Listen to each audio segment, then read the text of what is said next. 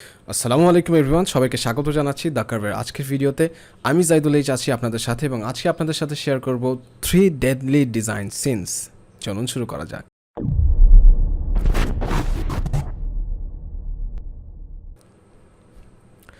Okay, so number 3 in our list, যেটা আমরা প্রায় সময় দেখি, সেটা হচ্ছে টু মেনি ফন্টস। সো আপনি যখন আপনার ডিজাইনে অনেক বেশি ফন্টস ইউজ করবেন তখন কিন্তু আপনার ডিজাইনটা প্রফেশনাল থাকবে না। সো আইডিয়াল হচ্ছে 2 থেকে 3টা, ম্যাক্সিমাম 3টা ফন্ট ইউজ করা। সো এই ক্ষেত্রে আপনারা ফন্ট পেয়ারিংয়ের জন্য কিছু টিউটোরিয়ালস দেখতে পারেন। আমরা ফন্ট পেয়ারিং নিয়ে টিউটোরিয়ালস আনবো খুব শীঘ্রই, অথবা কিছু সাইট আছে বা গুগলে সার্চ করলেও কিন্তু আপনারা ফন্ট পেয়ারিং সম্পর্কে আইডিয়া পেয়ে যাবেন। So first deadly sin is using too many fonts. So আমরা একটি এক্সাম্পল দেখছি এখন স্ক্রিনে। So you should not try to use lot of fonts in your design. So চেষ্টা করবেন 2 থেকে 3টা, ম্যাক্সিমাম 4টা ফন্ট আপনার ডিজাইন ইউজ করার জন্য, এবং এর জন্য কিন্তু ফন্ট পেয়ারিং আপনাকে করতে হবে এবং দেখতে হবে কোন ফন্টগুলো আপনার ডিজাইনের স্টাইলের সাথে যায়। Number 2, not enough white space. So white স্পেসের এই প্রবলেমটা অনেক ডিজাইনাররাই কিন্তু ফেস করে। ইভেন যারা মোটামুটি প্র্যাকটিস করছে অনেক দিন যাবো, তাদেরকেও কিন্তু আমরা দেখি অনেক সময় এই হোয়াইট স্পেসের এই প্রবলেমটা ফেস করতে। সো তারা তাদের ডিজাইনে কিন্তু খুব বেশি হোয়াইট স্পেস ইউজ করে না, বা অনেক সময় অনেক বেশি হোয়াইট স্পেস ইউজ করে ফেলে। So white space not necessarily যে টাইপোগ্রাফির ক্ষেত্রে হতে হবে, এটা কিন্তু যে কোনো ডিজাইনের ক্ষেত্রে কিন্তু হোয়াইট স্পেস খুবই ইম্পর্টেন্ট। আপনাকে ডিজাইনের মধ্যে ভিউয়ারকে একটু রুম দিতে হবে যেন তারা ব্রেথ করতে পারে, তাদের নিঃশ্বাস নেওয়ার জন্য কিন্তু আপনাকে স্পেস দিতে হবে। সো এই জিনিসটা মাথায় রাখতে হবে আপনার যখন ডিজাইন করবেন। Think about the white space.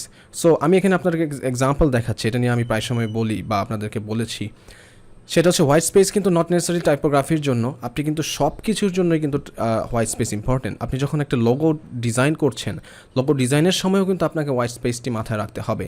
So 2 টাইপে কিন্তু আপনি হোয়াইট স্পেসিংটাকে করতে পারবেন বা অ্যালাইনমেন্টটা করতে পারবেন।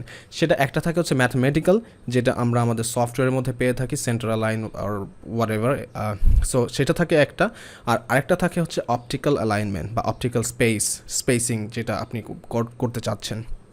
নট নেসেসারিলি সব ইমেজের ক্ষেত্রে বা সব ডিজাইনের ক্ষেত্রে কিন্তু আপনি ম্যাথমেটিক্যাল অ্যালাইনমেন্ট বা ম্যাথমেটিক্যাল স্পেসিংটা কিন্তু অ্যাপ্রোপ্রিয়েট হবে। সো এই কারণে আপনাকেই ডিসাইড করতে হবে যে আপনি কোন মেথডে যাবেন, ম্যাথমেটিক্যাল অর ডিফল্ট স্পেসিং, অথবা হচ্ছে দি অপটিক্যাল স্পেসিং, যেটা আপনার চোখের থেকে ভালো লাগবে এবং that will be actually the appropriate spacing.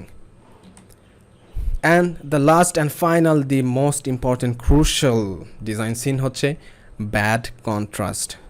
So colour নিয়ে অনেকেরই প্রবলেম থাকে। কালার থিওরিজ নিয়ে আমরা কথা বলবো খুব শীঘ্রই, এবং আমরা কালার্স নিয়ে ইনডেপথেও আপনাদের জন্য ভিডিও বানাবো। সো এইখানে কিন্তু প্রবলেমটা থাকে, সেটা হচ্ছে ব্যাড কন্ট্রাস্ট।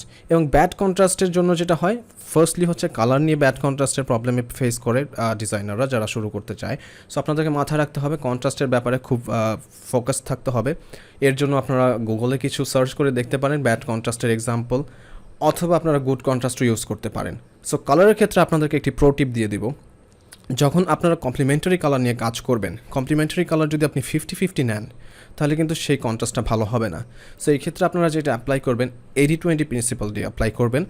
আপনারা 80% নেবেন একটি কালারের, অ্যান্ড 20% ওইটার কমপ্লিমেন্টারি 20% নেবেন আরেকটা colour. So in that way সেটা কিন্তু খুবই পপড হবে এবং খুব ভালো দেখাবে।